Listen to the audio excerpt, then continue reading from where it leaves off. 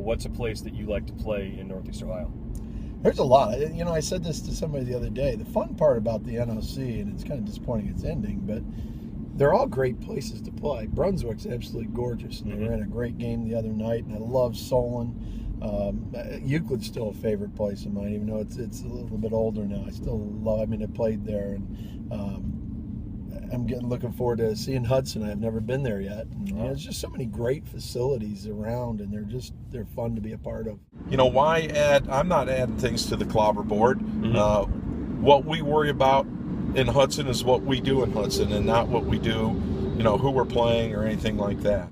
How gratifying is it for you to see like a Hudson be a team that moves, a public school that moves into that upper echelon of teams? Yeah, we love that, and I think, and that's the beauty of what we're in right now. I think it's one of the best leagues around. Public, private, doesn't matter. It's just good football week in, week out, and Hudson's playing well, and Brunswick and Solon and Strongsville are playing well. Twinsburg's struggling a little bit this year, but part of it's because they played such a great schedule. It's just a lot of good football teams, and that's the fun part of it every week. These kids today, they know each other too, because of social media. So, it's good to say hello and know. The coaching staffs, at least the head coaches, we know each other pretty well. I mean, at least we can sit down, we've been together, seen each other, and I look forward to those weeks. I look forward to these 5 league games we have now, or 4 or 5, whatever it is, and the Ignatius game. And that's why you work and play and do all this, not to get a team you're better than and it's over in a half. That's, I don't know, to me, that's not a lot of fun. It's fun to get into these big games, and that's why we do this. Your pregame or your halftime, speeches or whatever. You think of anything ahead of time, or do those just come out? No, there's some definite thought process as to what do I want to say, because each opponent is different.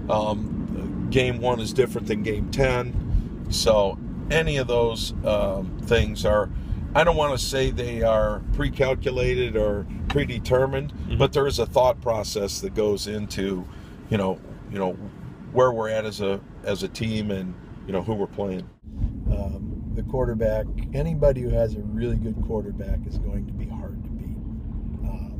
That's the nice part about our league this year. They're all good. There's some really good ones in there, and that's the fun part of the league this year. It's still a quarterback game at all the levels, and when you got one, you're really good. Well, I would think, not that I know much, but I would think the numbers are pretty good. Yeah, I would say.